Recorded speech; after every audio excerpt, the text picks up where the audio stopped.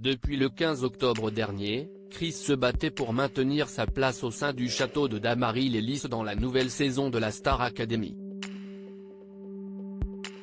Et le jeune homme de 28 ans a fait un joli parcours qui lui a permis de se hisser jusqu'à une demi-finale, sans jamais être nominé. Malheureusement, tout comme Tiana, il a été éliminé lors du prime diffusé le 19 novembre 2022. À peine remis de ses émotions après son départ, il a accepté de se confier sur sa belle aventure. Que s'est-il passé en coulisses juste après votre élimination? En coulisses, on n'a pas eu besoin de me réconforter, il n'y a pas eu de larmes, que des sourires. Je pense que c'était le bon timing. Je suis tellement content de cette aventure. Je suis fier de mon parcours, j'ai réussi à ne jamais être nominé, j'ai atteint la demi-finale. Je n'ai aucun regret et je n'étais pas du tout triste, au contraire. Au fond de moi, j'avais déjà hâte d'aller en studio. Si vous aviez pu échanger votre place d'éliminer avec celle d'un candidat sauvé, qui auriez-vous choisi? Honnêtement, personne. Je suis vraiment arrivé au bout de mon aventure personnelle.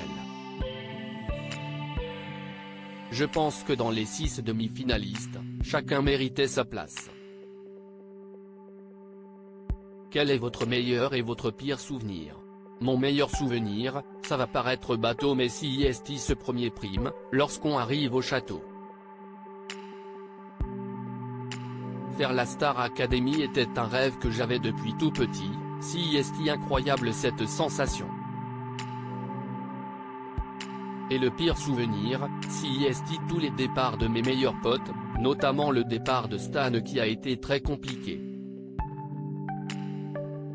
Lors de votre évaluation du 15 novembre, vous avez expliqué qu'en grandissant, vous vous êtes rendu compte que la vie n'était pas forcément cool.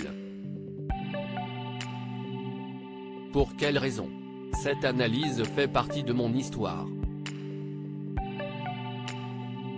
J'ai toujours été un môme qui voulait faire rire, CIST toujours le cas mais j'avais perdu un peu le sourire à cause de désillusions au niveau de la musique, de rencontres humaines pas cool.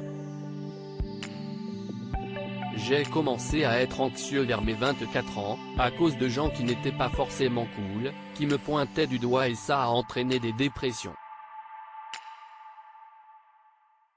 J'ai fait 3-4 dépressions à cause de la musique, de relations amoureuses, c'était vraiment pas facile du tout. Ça va mieux, l'anxiété est encore là mais ma famille m'aide.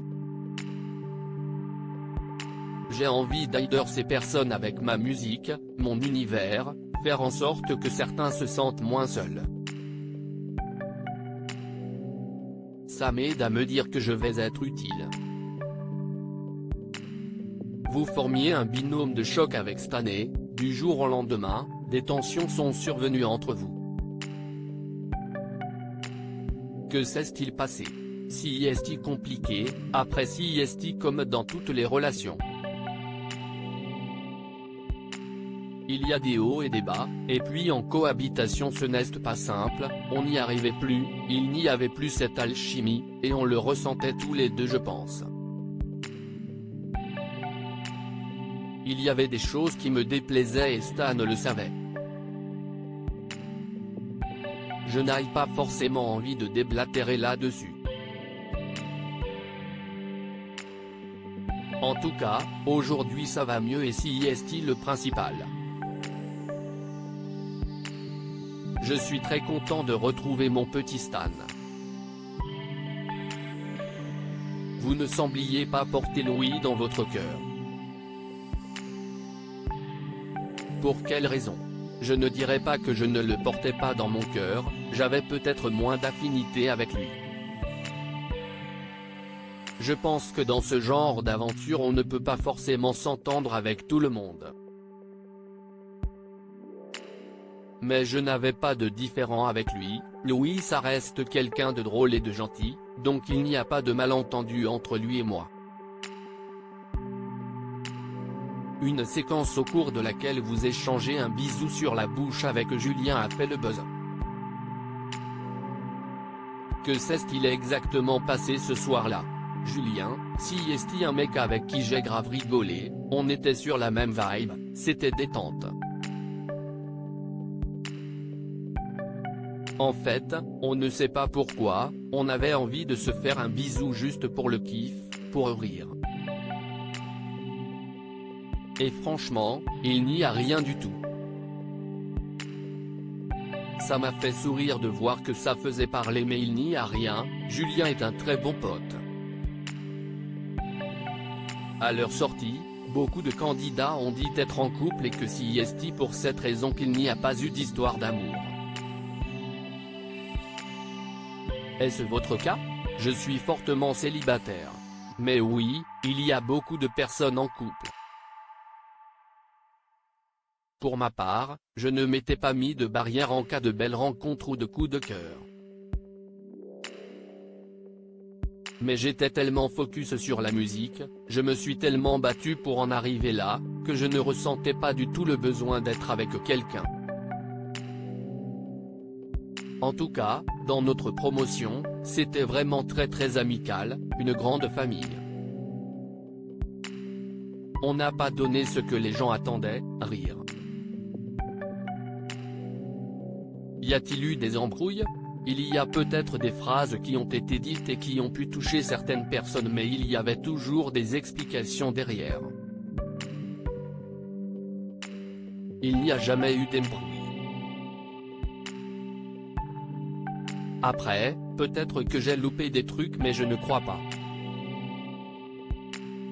Léa fait beaucoup parler d'elle depuis le début de l'aventure pour son tempérament de feu.